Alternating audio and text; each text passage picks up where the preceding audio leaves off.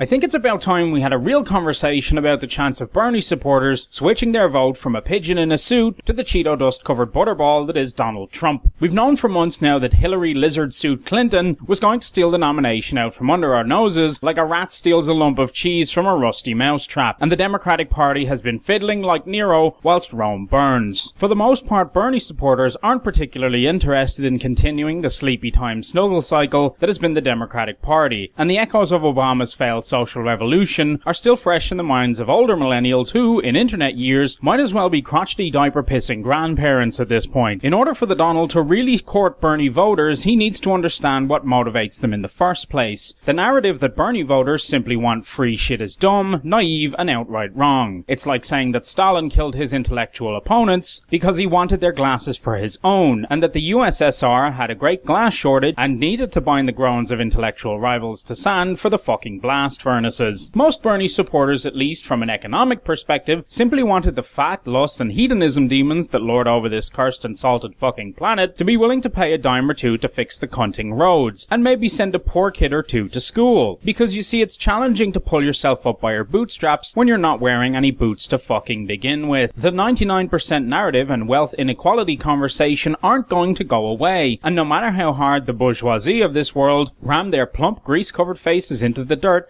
like ostriches sporting 80s cocaine chic, and no matter how loudly their dadcore golden jewelry jingles, the resonating echo of it won't drown out the cries of the filth-covered masses. You see, what most poor, misguided souls seem to misunderstand about never taxing the rich is that the burden will fall down to the workers who have much less income to play with in the first place. Not taxing the rich doesn't make taxation go away, it just forces it onto people who can barely afford it. You see, the chunky butterball self-contained human flotation devices that are the 1% still yield large sums of their profit from the public network, and in fact without that very same network they'd be completely unable to extract wealth from everyone below them for the stuffing in their comfy money beds. Large corporate entities still need to drive their trucks on public roads, and still rely heavily on the useful grey matter which is pumped out of the public school system, and of course the national defence budget, which is paid for through taxation as well. Which brings me to the absolutely insane and quite frankly bumblefuck statement that taxation is theft. In fact, it's quite the opposite. Taxation is the collection of the dues you fucking owe. You fucking owe for the protection and safety that the state affords you. You owe for the roads that you drive on, and you owe for the public schools that you attend. Never forget that for the collective functioning of a society at large, you fucking owe. Not paying taxation is, in fact, theft, because you're extracting from the system you benefit from and refusing to pay back into it. And if your argument is that we should choose if we want to pay back into it, then you're either a delusional lunatic if you believe that people really will, or you're just trying to wiggle yourself into a cop-out situation, you greasy piece of shit. The roundabout point that I'm trying to come to here is that Trump needs to acknowledge that the vast majority of the 1% are involved in a grand system which vacuums wealth from the lower classes and redistributes it to the top of the pile. Trickle-down economics is about as effective as a jelly bridge, and trying to keep that train running on that weak-ass steam isn't going to work anymore. The second and more obvious fucking thing that Trump and his gaggle of supporters need to stop pretending, or at least stop believing, is that the entire basis of the failing American system can be placed firmly on the shoulders of Jose El Tomato Picker and whatever other ethnic scapegoat can be found accountable for the fact that the US doesn't exist in the magical fairy reality that was the 1950s. Trump's values with regards to ethnic minorities aren't just morally wrong, they're just plain wrong. As I mentioned earlier, there's a vast action in place which seeks to vacuum wealth from the bottom to the top, and part of that process involves the mass importation of low-paid workers by the capitalist system and driving down wages. To place the blame at this at the feet of the workers is profoundly fucking stupid, and it's a narrative which has been spoon-fed to baying hordes of dipshits for far too long. One of the double victories of the right, as I mentioned, is creating an environment which seeks to mass import cheap labour and also manages to offload the social responsibilities of the needs of these changing demographics onto the left. And given that the left has an inherent soft spot for empathy and a desire to see the underdog raised, it works as a double victory for the right. You get to reap the benefits of low-wage labour, and then you get to blame the left for humanising these people, and then blame them for making the national landscape a fertile place for them. If you can't see this machine operating in front of you, maybe it's time you pulled your head out of your fat ass and clawed open your peepers and stared down at the obviously stacked deck in front of you. Hateful rhetoric waged against minority groups has never been a particularly helpful thing when it comes to history. All it takes is for you to flick a few pages back in the great dusty book of humanity, and you can find plenty of times when leaders spoke divisive language, and it was just a merry hop, skip, and a jump to violence. Ultimately, these 2 points sent former Bernie voters flying as far the fuck away from Donald Trump as they possibly can. He redeems himself in some ways with his attitudes towards relationship building on an international scale, as America's long-dead Cold War with Russia should have probably been patched up a long time ago. But given that the injection of the Red Scare into the psyche of the West was so fucking successful, we're still absolutely batshit terrified of Russia, which is honestly pretty hilarious, seeing as Russia is a nation of angry drunks whose primary technological achievement seems to be the building of a car which can run on wood, and the achievement of orbital flight using fucking chihuahuas. Trump also scores some victory points when it comes to hinting that he might involve himself in some sort of massive public works project. And I don't mean building a stupid fucking wall, emblazoned with gold-plated Trump logos every 3 miles or so, but the actual possible investment in a very real and serious commitment to propping up a national infrastructure whose bones are crumbling faster than 110-year-olds. I wouldn't mind, but in the end, a lot of Bernie voters are shifting towards Trump out of their sheer hatred for Hillary anyway. She's barely worth the paper-thin skin she's printed on, and nobody has any idea how the cogs in her brain work. And what we've gleaned so far shows a cartoonish witch throwing bottles of green liquids and eyes of nude into a boiling hot cauldron and cackling incessantly. And the problem is that you don't really know what's in the cauldron, but you can sure as fuck place a solid bet on the fact that it isn't going to be fun times for anyone. Ultimately, at this point, Trump has secured his base, and he needs to reach out to the middle if he wants his campaign to have any real legitimacy down the line, and cutting out the divisive bullshit and committing to some sort of reform which prevents the rich from literally running off with all of the West's fucking money would go a long way to patching things up and building real bridges with Bernie supporters. If he can't do that, then he's just going to have to chug-a-lug right along and hope that the echo chamber of the alt-right can sustain him indefinitely.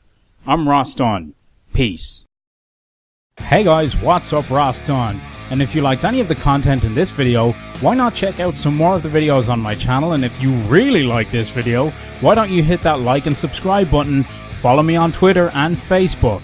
I can't do any of this without you guys, and hitting up my channel and social media really lets me know you give a shit. With that being said, thanks for your time. I'm Ross Dunn. Once again, peace.